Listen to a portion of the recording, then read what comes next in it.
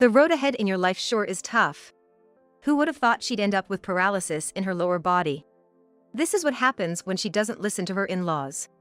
I could hear the energetic voice of my mother-in-law coming from the landline speaker. It was a certain afternoon at my parents' home. My mom, holding her phone, looked puzzled and glanced at me with a bewildered expression. Apparently, someone had an accident, and my mother-in-law seemed quite thrilled about it. My confused mother asked her, "What do you mean by tough? What exactly happened?" As we exchanged glances, my mother-in-law on the phone was laughing heartily. My mother-in-law had lost her husband early and often mentioned how lonely she felt, living alone all these years. Initially, she said she didn't need rent or help with chores, but within 2 months, she flipped, insisting it was basic adult courtesy to pay some sort of compensation, leading to constant arguments between us. In the end, our relationship couldn't be repaired. Following my husband's suggestion, we decided to move out of my in-laws' place, and I was in the midst of going back and forth to my parents' house to move my belongings. My mother-in-law, with a spiteful nature, had been troubling me every day. As she used to hurl unpleasant words at me, she blurted out to my mother, "That's why I tell you, daughter-in-law, your silly daughter caused a major accident because her brakes failed. It's just unbelievable." Shocked, I couldn't help but respond to the speaker. "Daughter-in-law, you mean me, right? I'm perfectly fine, though.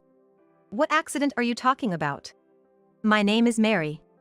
I'm 35 years old and currently work as a salesperson in a high-end accessory department at a department store. I graduated from college and have been working for nearly 15 years. Though I'm a veteran in my field, responding to new trends and customer requests is both challenging and rewarding, and I work energetically every day. The age range of my coworkers is diverse, but as we're selling women's accessories, most of my colleagues are women. Among them, I'm one of the few who are single.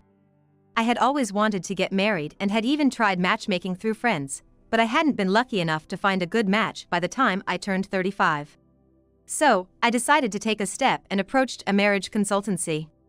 I spoke sincerely with the consultant about my values and lifestyle.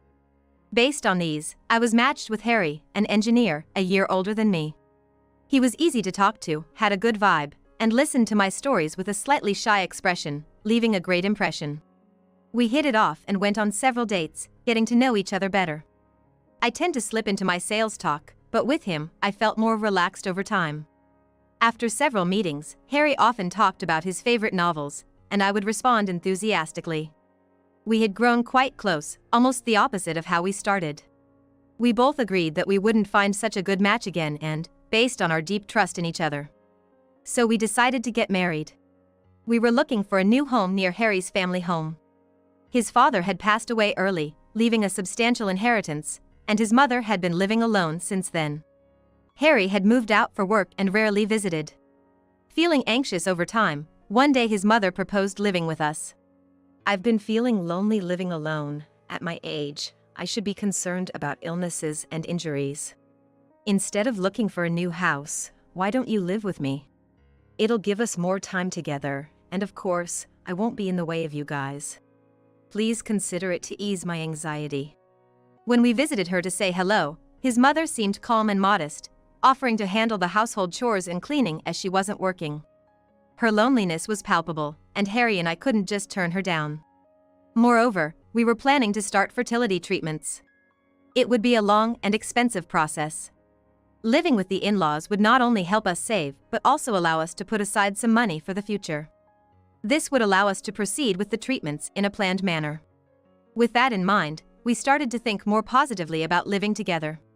Honestly, I think it's a great idea. Living together from now, rather than after living as a couple in the neighborhood, makes more sense.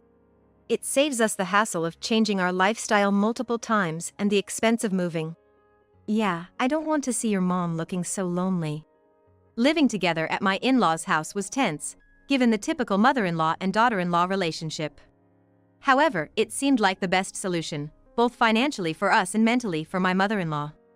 After much discussion, we decided to move in with them. Upon hearing our decision, my mother-in-law said, "Thank you, truly. Being with family is the greatest happiness." And she shed tears of joy. We moved our belongings and started our new life without any issues. But just a few months later, her attitude completely changed. One day, she suddenly confronted me with a stern look. "You're always home late. Are you really just working? A sales job should end when the customers leave. It doesn't make sense that you don't come home until so late after the department store closes. Where exactly are you working?" I was taken aback by her sudden accusation and lost for words.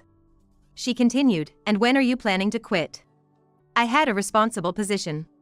Meetings with other stores and departments were part of my job, not just sales. During busy periods, it wasn't unusual for me to work late regularly. Harry knew this and always supported me without complaint. I was dumbfounded to be suddenly encouraged to quit and stay at home. In my time, a wife was devoting herself more to her home. "How long do you plan to work?" I would never have let my son marry a woman like that. "I value my job, and Harry and I decided to support each other and live together. Continuing my job is a choice we both made," I replied, trembling. But she scoffed at my words and became even harsher.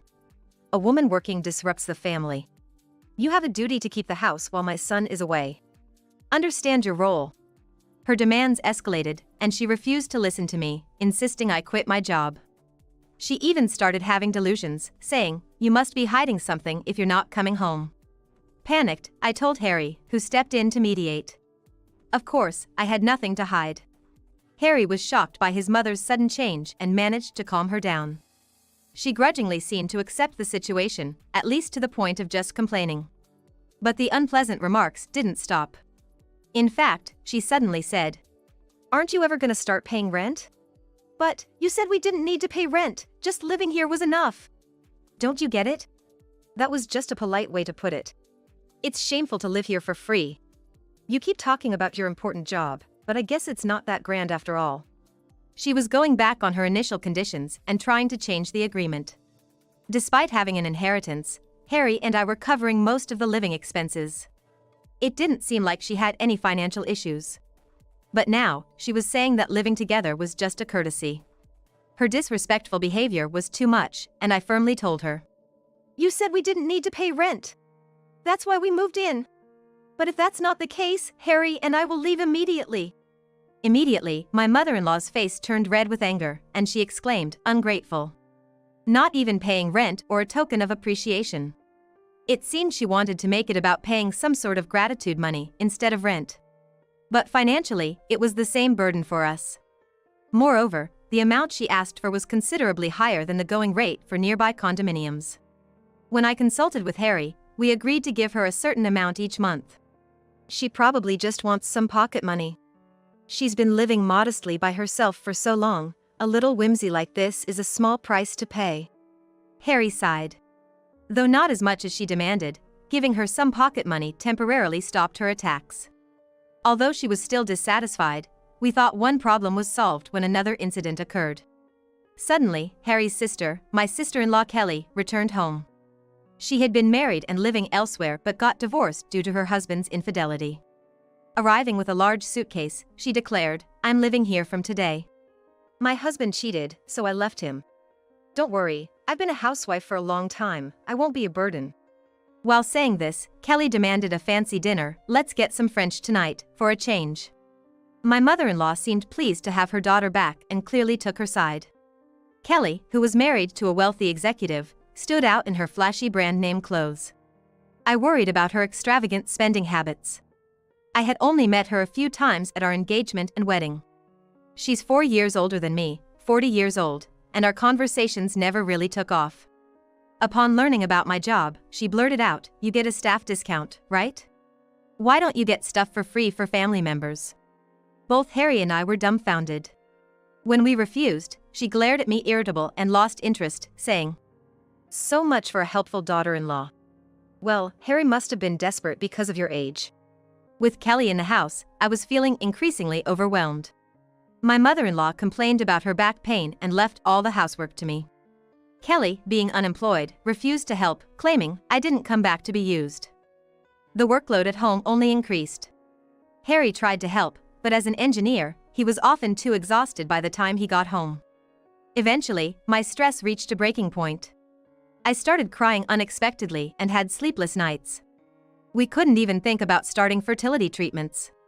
I was so out of sorts that I considered light counseling.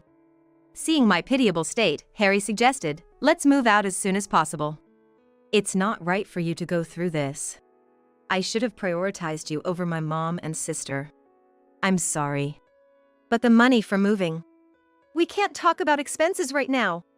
Your health is the most important thing," Harry insisted, and he started looking for a new place immediately.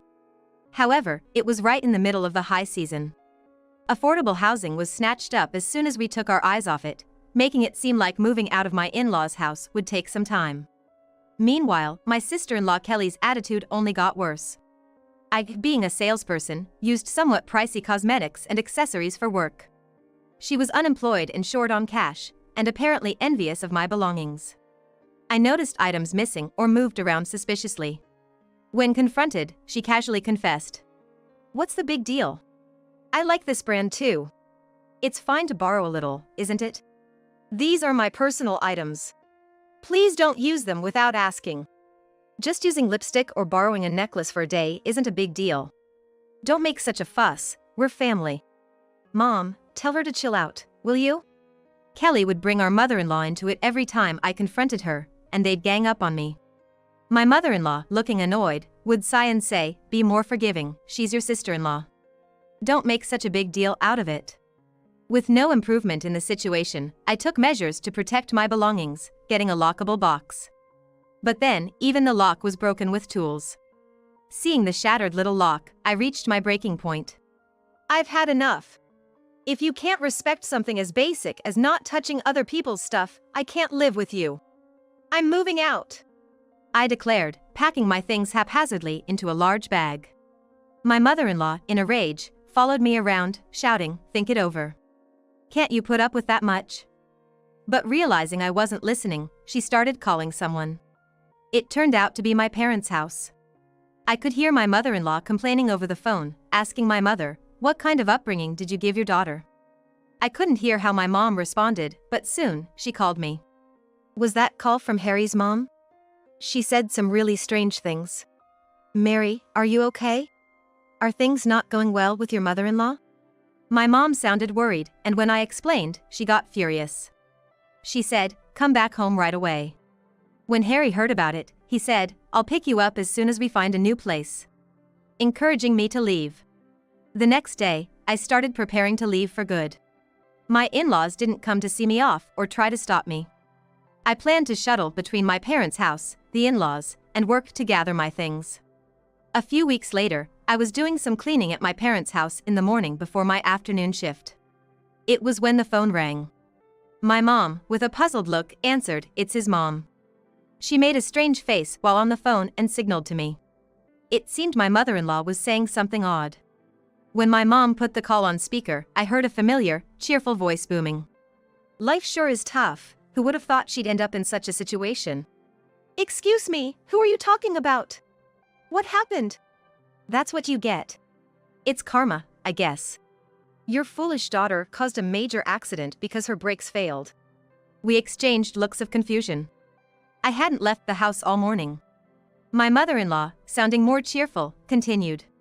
"And to think, she caused a major accident before even going to work. It's just unbelievable." With so many doubts and confusion, I couldn't understand what was going on. I interrupted my mother-in-law's words, addressing the speaker. "Daughter-in-law, you mean me, right? I'm totally fine, though. What accident are you talking about?" "No way. What do you mean?" She sounded clearly flustered. Her call, based on a poorly constructed lie, was strange. I pressed her for an explanation, but she only became more panicked. "Why are you unharmed? If not you, then whose accident is it?" As we were arguing, my husband Harry appeared at my parents' house in a rushed state. Grabbing my shoulders, he looked relieved to see I was safe. "Mary, thank goodness you're okay. What's going on? Between you and your mom, what happened?" I asked. Suddenly, Harry revealed that it was his sister, Kelly, who had been in an accident. "Kelly! I'm glad you weren't involved, Mary. We're heading to the hospital now. Will you come with us?" I nodded without hesitation. Called off my afternoon shift, and we hurried to the hospital. Upon arrival, we learned that Kelly was still undergoing treatment, but her life was not in danger, and she was conscious. My mother-in-law was there too, and everyone first breathed a sigh of relief at this news. We went back and forth between the hospital and the in-laws' house, gathering things Kelly would need during her hospital stay. After her treatment was finished, she was taken to her room, looking exhausted but lying in bed in a painful state. She could converse well enough, and Harry started to hear her story. I got into my car to go to work this morning, but suddenly, the brakes stopped working, and I crashed into a pole. I heard no one else was involved, but I. Yeah, it happened on a quiet street, so no one else was hurt. But Kelly, you're back. We already knew about the after effects of her self-inflicted injuries. She had been saved by quick rescue efforts but had severely injured her back. As a result, she couldn't move her lower body. Moving her legs or walking was, of course, impossible, and living alone was out of the question. The paralysis in her lower body was almost certainly going to be a permanent after effect. Hearing the doctor's explanation, Kelly exclaimed in disbelief, I can't believe it, this is outrageous. I'm going to sue the maintenance company. She tried to thrash about in anger, but with only her upper body mobile, Harry easily restrained her. Indeed, the brake failure seemed like it could only be due to poor maintenance. I noticed my mother-in-law in the corner of the room, looking pale as a ghost. Are you okay? Despite everything she had put me through, I couldn't harbor resentment in such a situation. Concerned by her faint appearance, I approached her, but she remained silent. Then Harry, with a stern and cold voice, asked, Do you know anything about this accident? His voice was so cold and harsh that I was surprised and looked at him. I'm asking if you know anything about Kelly's car accident. My mother-in-law, trembling and pale, shook her head, no. Harry repeatedly asked, but she kept denying. She said, I don't know. However, a growing suspicion was forming inside me. Harry then excused himself to Kelly and checked her smartphone. All family cars were equipped with dash cams, and their footage from the past few weeks could be accessed via a dedicated app. Harry brought up Kelly's car data and pressed the play button on the spot. We witnessed a shocking scene unfold. This is you, right? The garage lights turned on, and there was my mother-in-law. Peering into the car from over the hood. She could be seen carrying something towards the car, squatting down repeatedly. The dashcam recorded both video and audio, so we could hear the sound of something being dragged and her muttering to herself. This is tricky, yes? It's so heavy. Maybe this way. This wire should be it. From the occasional words we heard, it was clear she was crawling under the car, searching for something. Then there was a loud snap. She was cutting something underneath the car. Both Kelly and I instantly realized what she was doing, feeling the blood drain from our faces. Confronted with the footage, my mother-in-law started to tremble violently. Then we heard her chilling words from the video. This will send Mary straight to hell. It all made sense now. She had intended for me to be in an accident. But it was Kelly who ended up in the crash. She had mistakenly targeted Kelly's car, thinking it was mine, but her dangerous tampering was now evident. I can't believe it. Mom, what would you have done if I had died? But my mother-in-law blurted out in a loud voice, I didn't realize it was the wrong car. The mix-up was somewhat understandable. By coincidence, Kelly and I had the same model and color of car. A standard black, compact car. We were both shocked when Kelly returned home and we discovered the similarity. My car was usually at the in-laws since my parents' house didn't have parking space. Since I was planning to move out permanently, I hadn't changed the registration and left the car there, except for when I needed it for work. We would never mistake each other's cars. Since we parked in designated spots in the garage. However, Kelly often parked in the most convenient spot for herself, despite my reminders. It was understandable that my mother-in-law couldn't tell them apart. Just yesterday, I had used my car, but when I returned, Kelly's car was in my spot. I had no desire to engage in conversation anymore, so I parked in her space and went straight back to my parents' house. But my mother-in-law was completely unaware of this situation. Not being knowledgeable about cars, she unknowingly tampered with the wrong one. Kelly, sobbing bitterly, accused her, It's your fault for not checking properly. My mother-in-law, panicked, began to lash out irrationally. Why did you park in a different spot? It's your fault for not parking properly. Now look at what happened to you, what are you gonna do? What am I gonna do? How is this my fault? It's because of you, Mom. This isn't an accident, you caused this incident. The hospital room echoed with the shouting of the two women, turning into complete chaos. Harry, taking me out of the room, called the police, citing the clear evidence that his mother had intentionally tampered with the car. The police arrived quickly due to the recent nature of the accident. We provided them with the dashcam footage and the recording from the hospital room, leading to my mother-in-law being taken away by the authorities. Kelly, with tear-streaked eyes, looked at us wearily and asked, "Hey, we're family, not strangers. You guys will take care of me now that Mom's gone, right?" She subtly hinted at future care and assistance, but before I could respond, Harry firmly said no. As an engineer who had worked with cars, he was glaring at Kelly, clearly displeased. "There's some fault on your side too, sis. If the brake hose was cut, a warning light should have come on. And if the brake fluid was gone, you would have felt something was off when you pressed the brake. You should have stopped the car right there, but you kept driving until you got seriously hurt. To me, it looks like you're the one with reckless behavior." After cutting her off sharply, my husband proceeded to operate his smartphone and said, "Take a look at this." As he started playing a certain video. He then showed us a different dashcam video from Kelly's car. From this morning before the accident, as she prepared to leave for work. The footage was from before the accident, at the moment she was about to leave for work in her car. Of course, Kelly was captured in the footage. In the video, Kelly was clearly struggling to load something into her car. It seemed like a small safe. I recognized it. "Isn't that safe for your watches?" I exclaimed in surprise. Harry nodded grimly.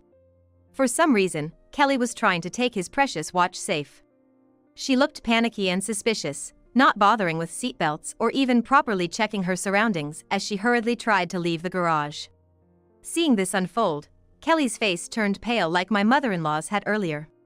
When Harry pressed her for an explanation, she hesitantly confessed to an unbelievable plan. Though she initially claimed she was leaving for work, she actually intended to sell off the watches in the safe. She didn't have the key but planned to break it open upon arrival.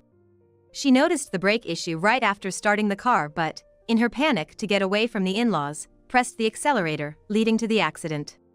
As Kelly tearfully tried to explain herself, Harry looked at her with disdain. "I needed the money urgently to repay my ex-husband. I was just going to borrow a little bit." Kelly, who had returned home after her divorce, had lied about the circumstances. She claimed her husband cheated on her, but in reality, it was the opposite.